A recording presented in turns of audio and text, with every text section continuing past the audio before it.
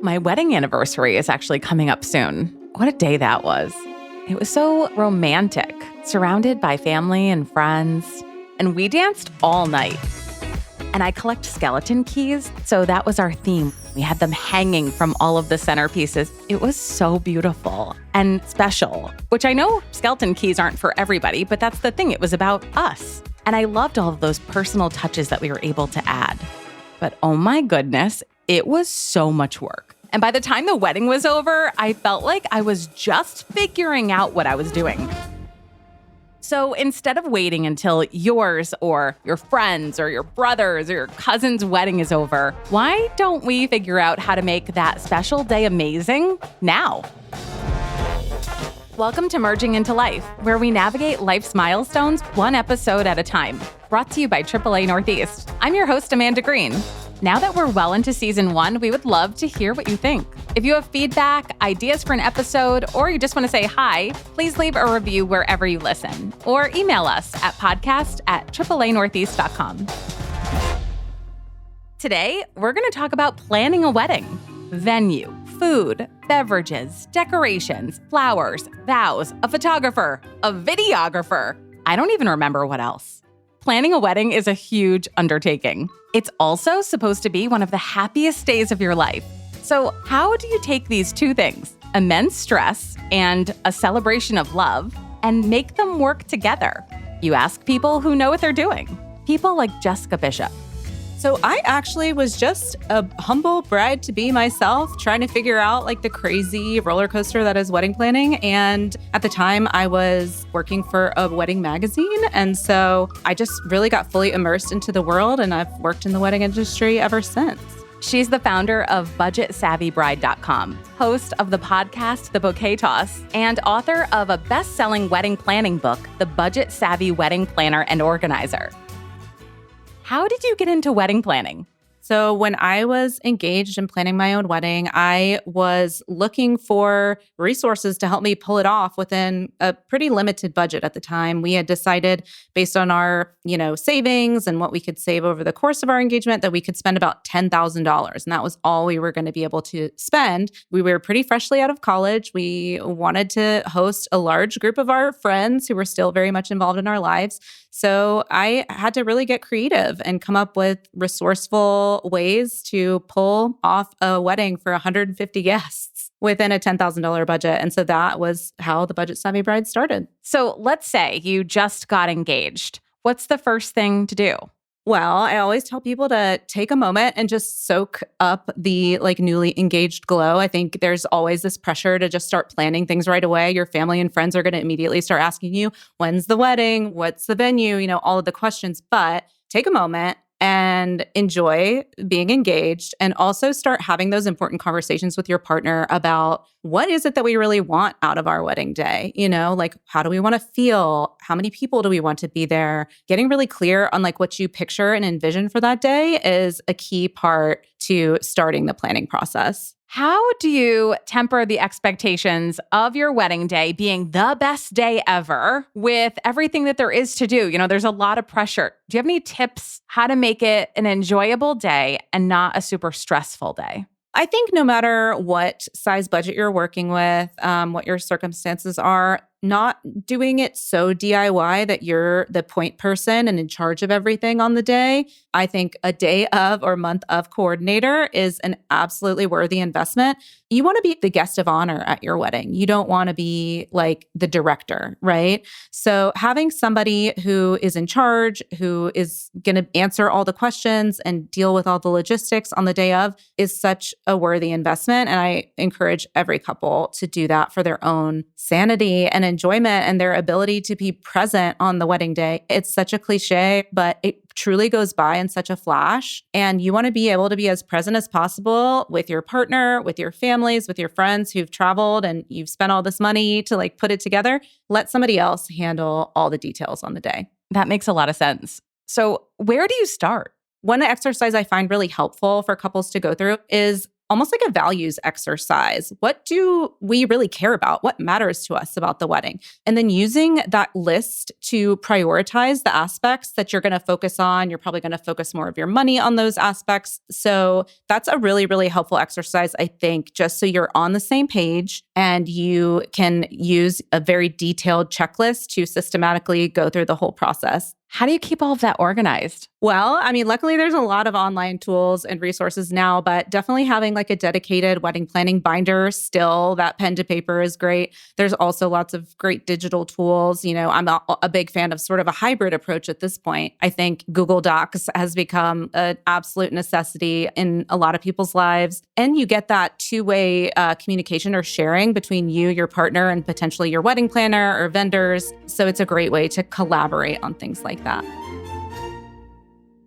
The size of your wedding also is going to play a big part in this. What are some of the similarities between planning a bigger wedding versus planning a smaller wedding? Well, I mean, all the elements are really the same when you think about it. You're going to need a venue, photographer, you're going to need catering, flowers, all the things, all the vendors, all the elements are likely going to be the same regardless of the size of your guest list. But the thing is, when you invite more people, you're obviously adding up the costs with each additional guest you add. It's another chair, it's another meal at the reception, it's another invitation. For every, 8 to 10 guests that can fit at a table, it's another table, centerpiece, flower arrangement, whatever. And so you really have to be careful and think about, especially if you're working with a tight budget, exactly how many people you can realistically afford to have, because each person is just adding an additional line item to your budget at the end of the day. Cutting your guest list is the simplest way to cut your costs, right? But it's not the easiest by any means because it's so emotional. There's so many people you would love to include, but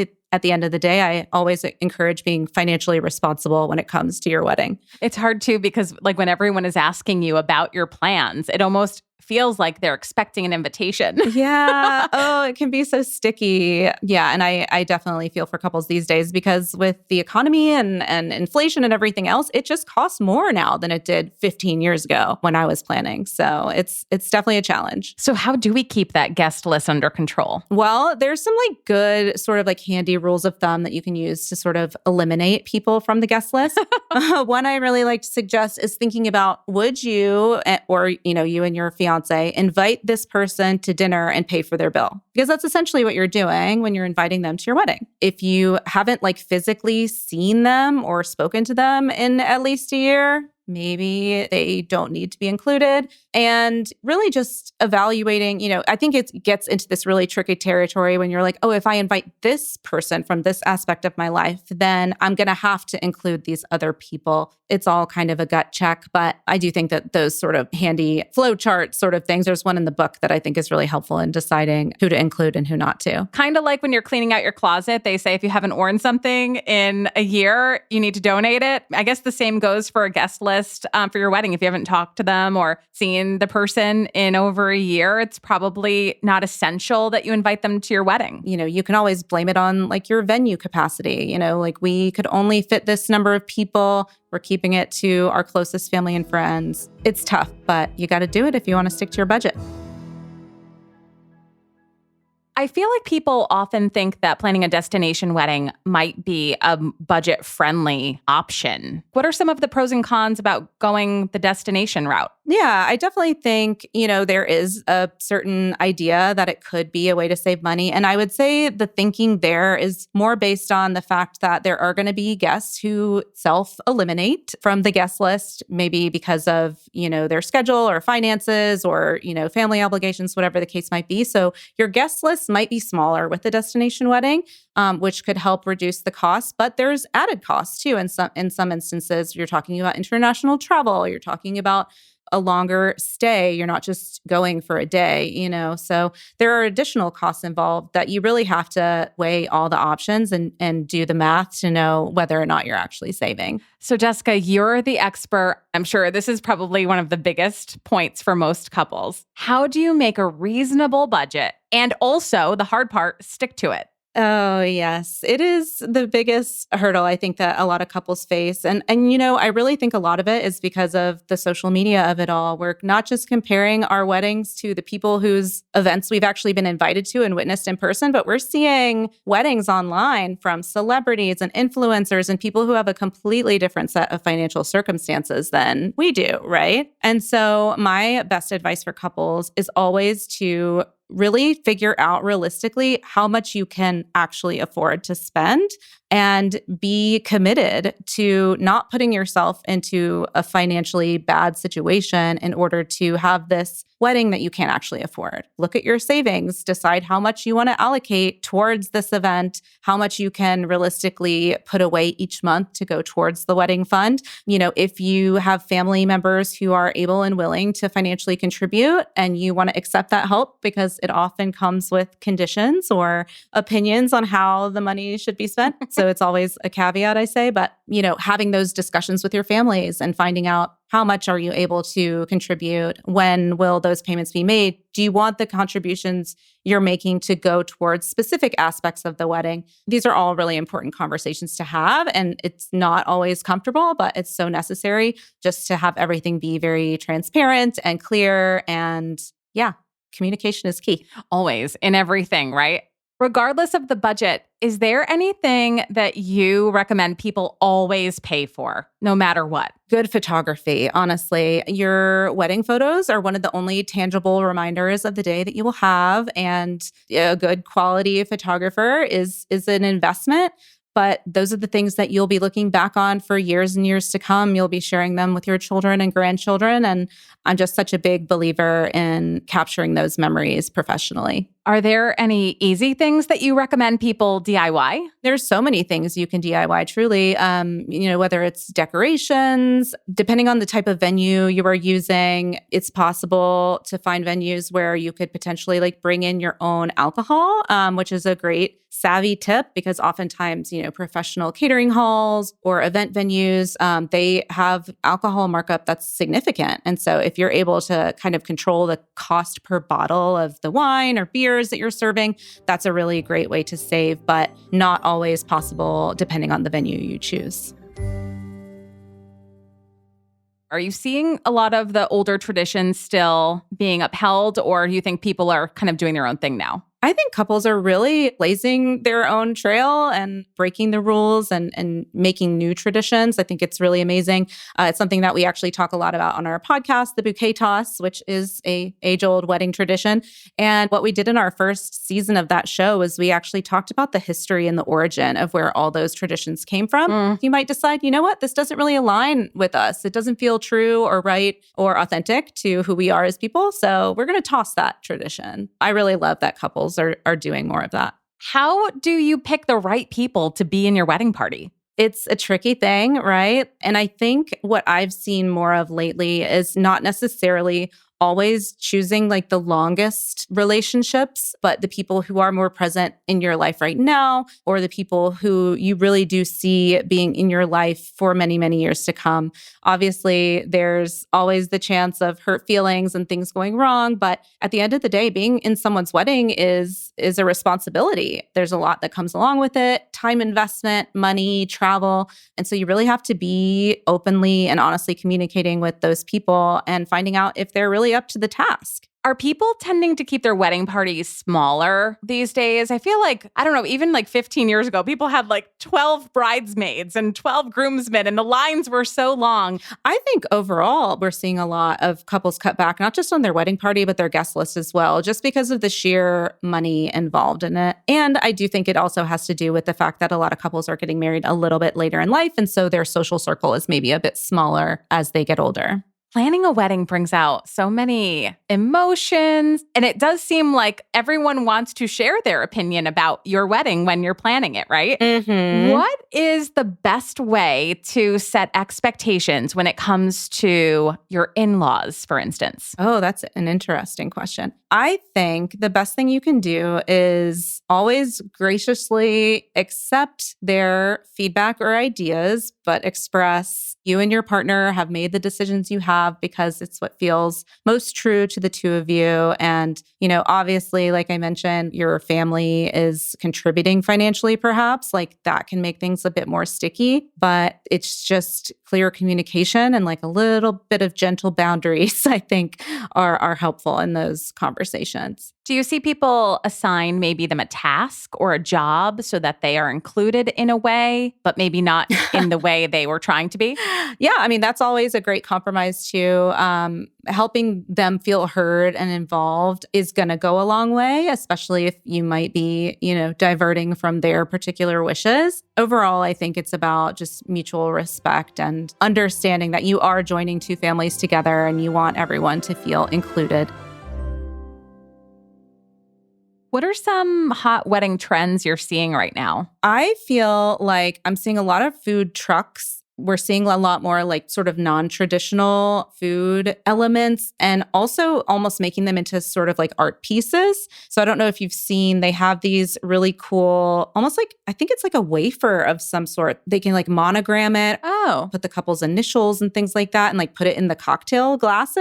I don't know like what the name is for that, but I'm seeing so much of that lately. Also, a really unique statement piece seating chart, which becomes a bit of like a photo opportunity as well as an element of like interaction where the guests can go up and they can, get a key, or sometimes it's a glass of champagne that has like a ring on it that has their table number and their name so they know where to go sit. So finding ways to make like the practical elements of the wedding also like interactive and personalized, I think adds a lot to the guest experience and is just a really cool like photographic detail too. Planning a wedding is such a fun thing for a creative person who like wants to do all of these ideas, but probably sounds like a nightmare for someone who's like, wow, that sounds like a lot of work. You don't have to go overboard at the end of the day.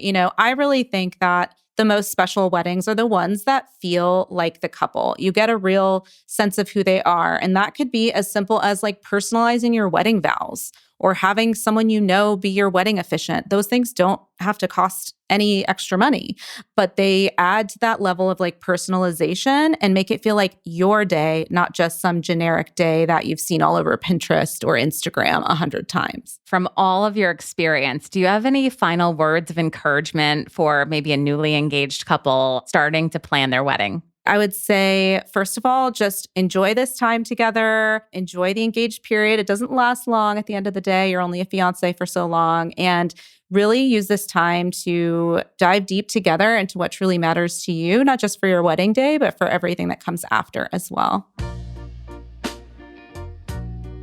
So I was looking at your Instagram page and I came across a lot of details that I've never thought of. So I'm using that as my inspiration for a few rapid fire questions. Are you ready? Let's go. The best bridal party gift you've seen? I really love a nice piece of jewelry, I think is a good memento, something they can wear again. Big fan of things like that. Real flowers or fake? Real flowers are super expensive and you might not realize just how much until you get into planning. So I'm a huge fan of a faux floral arrangement. Open bar, closed bar?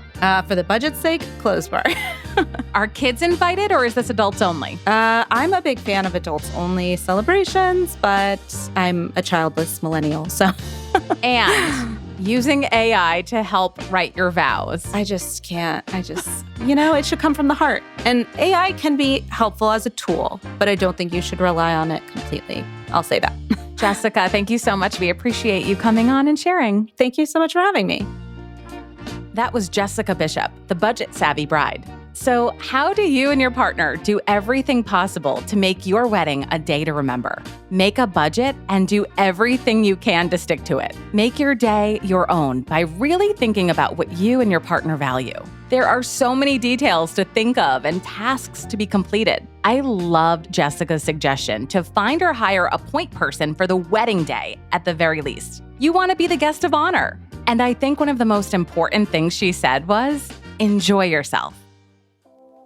You've been listening to Merging into Life, where we navigate life's milestones one episode at a time. Brought to you by AAA Northeast with assistance from Jar Audio. I'm your host, Amanda Green. We would love to hear what you think. Your feedback really matters to us, so if you have any ideas for an episode or just want to say hi, please leave a review wherever you listen or email us at podcast@AAAnortheast.com. The views and opinions expressed in this podcast are not necessarily the views of AAA Northeast, AAA, and/or its affiliates.